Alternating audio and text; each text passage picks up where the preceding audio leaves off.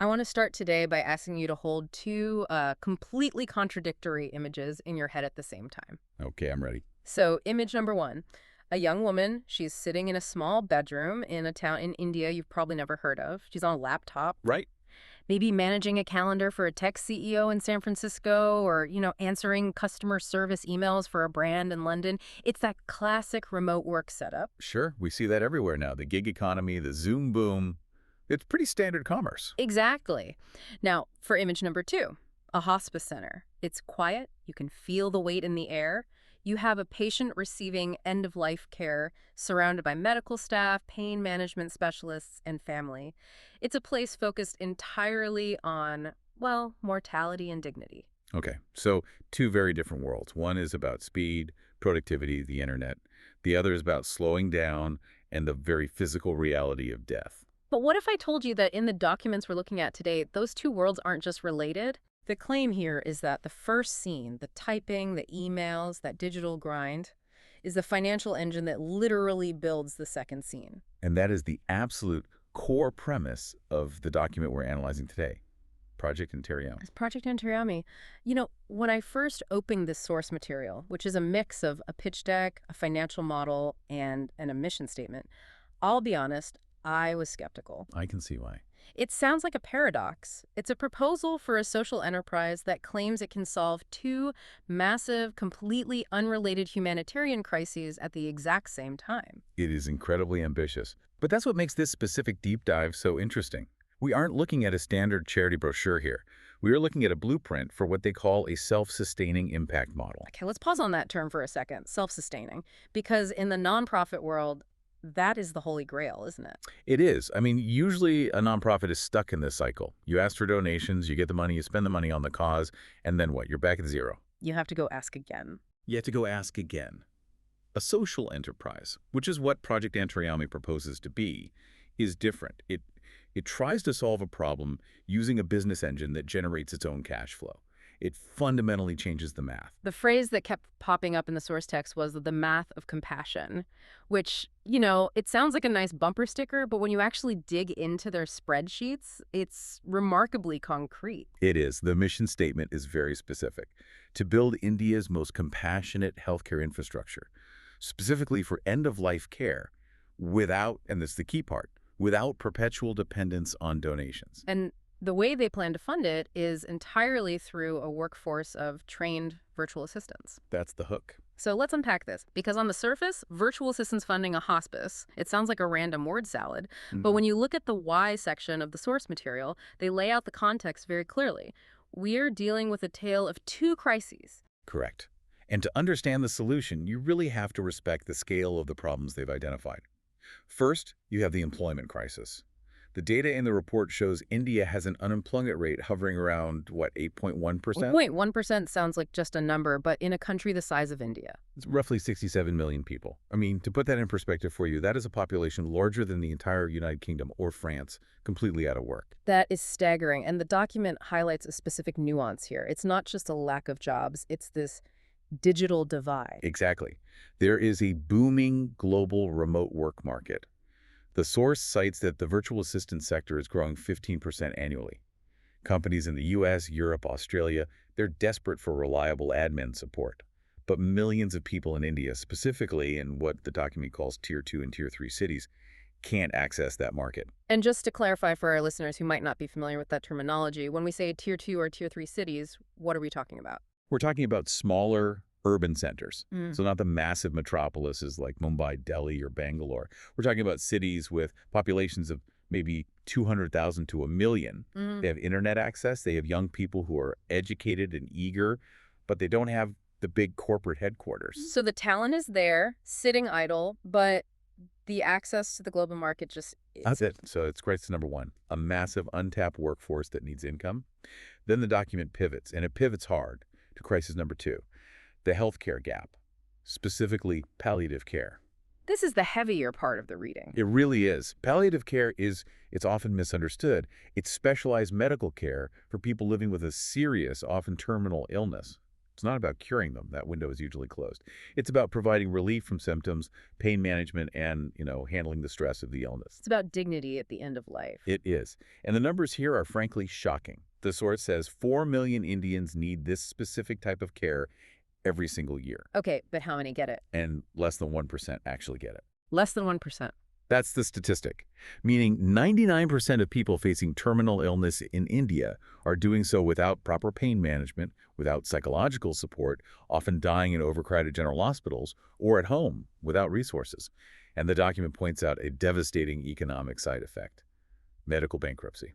Right, because if you don't have a hospice option, families try to keep their loved ones in private ICUs or emergency rooms, right? Exactly.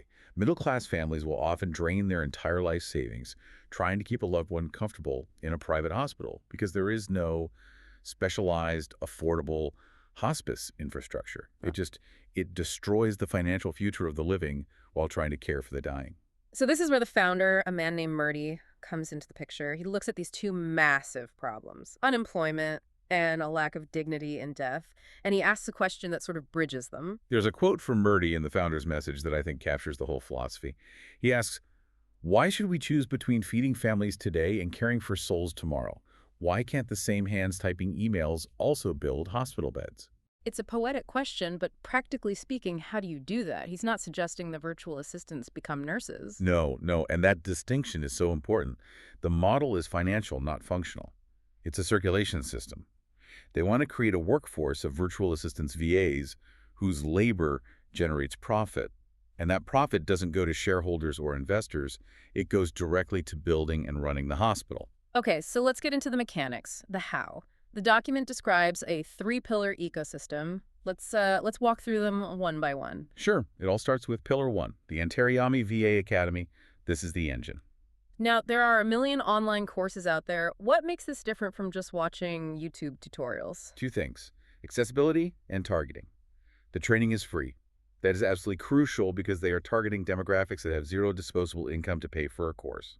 The document explicitly mentions a 50% target for women returning to the workforce. Which is a huge underutilized demographic in India. Massive.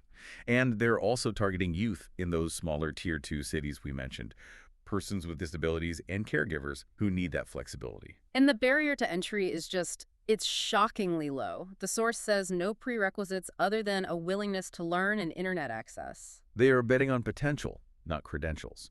They teach digital literacy from the ground up: client communication, project management, specific software tools, basically everything you need to be income ready for a global client in just a few months. Which leads us to Pillar 2, the Antaryami VA network. This is the marketplace part. Right. So graduates don't just get a certificate and a handshake. They join a curated network that serves the clients. This handles the business side, the contracts, payments, quality control. So the VA just has to focus on the work itself. And we're not talking about pocket change here. I was looking at the financial projections in the appendix. They estimate that top performers can earn between 50,000 and 1 lakh rupees per month. Even the average earners are generating a sustainable 20 to 40,000. And for context, for our listeners who might not know, the cost of living in a Tier 2 Indian city, earning 40,000 rupees a month, creates immediate stability. It moves a family from struggling to comfortable middle class. It pays for education, better nutrition, better housing. It's life-changing. So if they stopped there, it would be a nice story about a staffing agency that does good training. Right. It would be a standard upskilling initiative. Oh. But this is where the model shifts from staffing agency to social enterprise. This is Pillar 3, the legacy. The Antaryami Trust. This is the twist. The model dictates that 100% of the surplus revenue from the VA network goes into a fund. And that fund has one single purpose: building and running a 300-bed palliative and hospice care center. Can you define surplus in this context, just so we are clear on the money flow? Sure. So a client in New York pays the network for the VA's time, let's say $15 an hour. The VA gets their salary a competitive wage. The network keeps a portion to cover its overhead, the software, the management staff, whatever is left over after all those bills are paid. The profit margin, that is the surplus. And in a normal company, that money goes to the owners or shareholders. Here it goes to the trust. And the trust uses it to build this hospital. Wow. A hospital targeting a capacity of 3,600 patients annually. And not just patients, they are factoring in support for over 15,000 family members through counseling and bereavement care. And the service model uses sliding scale fees. Yes, free for the economically vulnerable, subsidized for the middle class. The goal is that no one is turned away due to lack of funds. The goal listed is to raise 12 crore rupees over 5 years, and they want to do it purely through the earnings of the VAs. Correct. Zero dependency on donations once it's established. That is the key differentiator. It really challenges the way we think about charity, doesn't it? Usually the model is, I give you money, you spend it, and then you come back and ask for more money. Precisely. The source explicitly contrasts their model with traditional charity. Traditional is a treadmill. Donate, spend, ask again. It relies on donor fatigue not setting in. The Antaryami model is a flywheel. Invest, train, employ, earn, build, and sustain. Let's look at the revenue loop mentioned in the document, because the specific split of money is important here. It really shows where their priorities are. It's a very deliberate split. So from that surplus we talked about, 40% is reinvested back into academy expansion. So the biggest chunk goes back into training more people. Yes, which is just smart business. They are prioritizing growing the workforce first. If you don't have VAs, you don't have revenue, so they feed the engine. Then 30% goes to network infrastructure, better tools, support for the VAs. And the final 30%. That flows directly to the Antaryami Trust, the hospice fund. So nearly a third of every rupee of profit generated by these virtual assistants is going directly into a fund to build a hospital. And that changes the psychological nature of the work, doesn't it? The document talks about a psychological shift. If you are a VA in this network, you aren't just answering emails to pay your rent. You have a dual purpose. I'm supporting my family today, and I'm funding someone's peaceful tomorrow. I mean, that's a powerful motivator. It transforms the job. It's no longer just a transaction. It becomes a contribution to a legacy. And because the model invests 40% back into training, that workforce grows, which means the surplus grows, which means the healthcare fund grows. Speaking of growth, the source document lays out a very specific 5-year phased roadmap. They aren't just hoping this happens. They have a year-by-year plan. Does it look realistic to you? It's aggressive. I won't sugarcoat it. Year one is the foundation. They want 500 active VAs and a surplus of 54 lakhs. That's their proof of concept. But recruiting and training 500 people in year one is a heavy lift. Then year 2 is acceleration. They jump to 2,000 active earners. And this is where they start land acquisition for the hospice. But year 3 is the critical one, in my opinion. This is the scale phase. They aim for 5,000 active VAs. Construction of the hospice foundation begins. But most importantly, the document notes that operational self-sufficiency is achieved here. Meaning by year 3, they don't need any more outside investment. Exactly. By year 3, the machine generates enough cash to run itself and grow. The flywheel is spinning on its own momentum. That is fast. And then by year 4, they hit 10,000 VAs and the 12 crore target is achieved. Soft launch of the hospice. And finally, year 5, sustainability. 20,000 active VAs. The full 300-bed hospice is operational, and they project a cumulative fund of 40.50 crore rupees. At that point, they're generating 6 crore in monthly revenue. 6 crore a month. That is nearly $1 million a month in surplus revenue. Correct. And the document mentions that the surplus at that stage enables them to start planning for a second city. So it's replicable. Once the engine is running, you can drop this engine into any city with high unemployment and a lack of health care, and it should work. I want to circle back to something called the multiplier effect, because we've been throwing around big numbers, crores, and millions, but there was a specific calculation in the source that broke it down to the individual level. I found this completely fascinating. Oh, I love this part. It really visualizes the impact of a single human being in the system. So the document, it calculates the value of one trained VA working for 5 years. Okay, walk us through it. So you take one person, let's say a mother re-entering the workforce after 10 years. Over 5 years, she earns between 15 to 60 lakhs in personal income. That's money going into her pocket, her family, her local economy. So that's the economic impact on the employment side. Right. But that same VA, through the surplus revenue model, contributes between 4.5 to 18 lakhs to the hospice fund. Just by doing her job. Just by doing her job. And that financial contribution translates to enabling 450 to 1,800 patient days of care. Wow. So one person sitting at a computer for 5 years basically guarantees 1,800 days of dignity for someone at the end of their life. Exactly. And when you scale that up to their target of 20,000 VAs, the document says that equals 10,000 peaceful departures annually It's a stunning conversion of digital labor into human compassion. It really is. Now, obviously, this is a pitch deck. It's a proposal. It hasn't happened yet. They need people to help jumpstart this engine. And the document lists some very specific asks for different types of partners. Right, because even a self-sustaining engine needs a battery to start.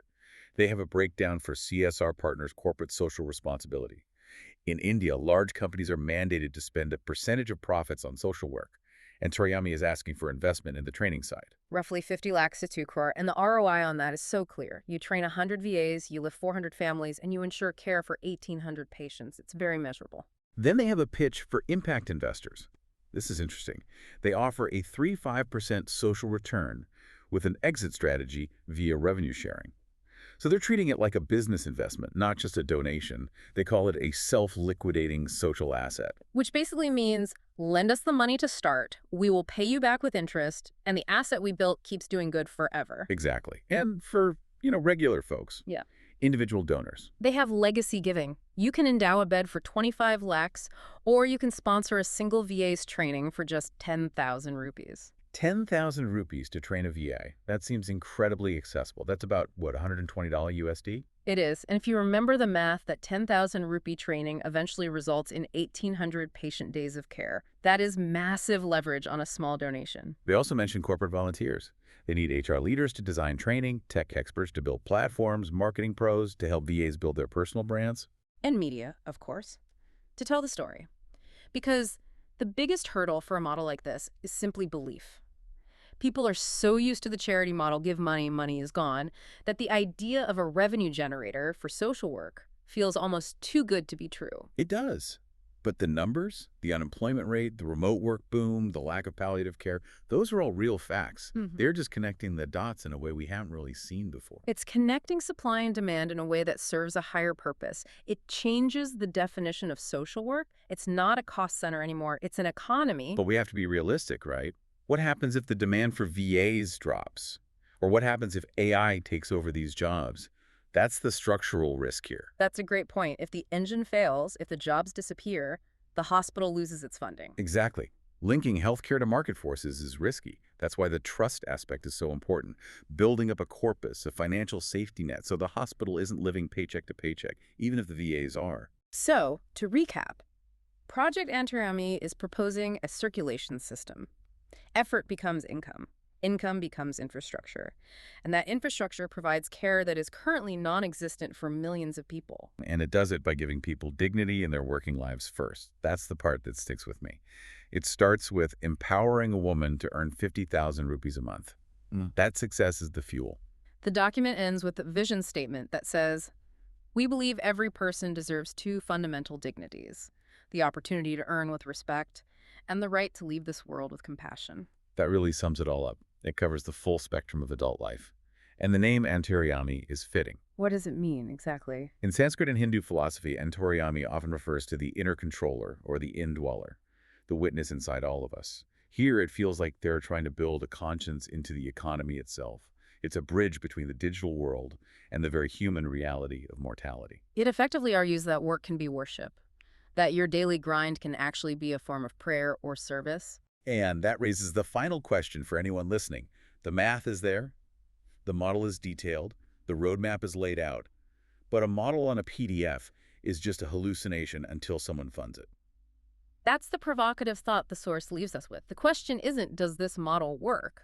The spreadsheets say yes. The question is, will you be the one to turn the key? Will you train a VA? Will you fund a bed?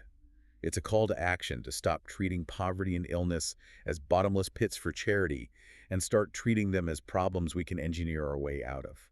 It's definitely something that makes you look at your own laptop a little differently. Maybe our work could be doing more than just paying the bills. It certainly sets a new standard for what a job can achieve. Thank you so much for walking us through this. It's rare we get a document that is this optimistic and this pragmatic at the same time. A pleasure. It's a fascinating blueprint. And thank you to everyone listening to this deep dive into Project Antaryami. We'll catch you on the next one.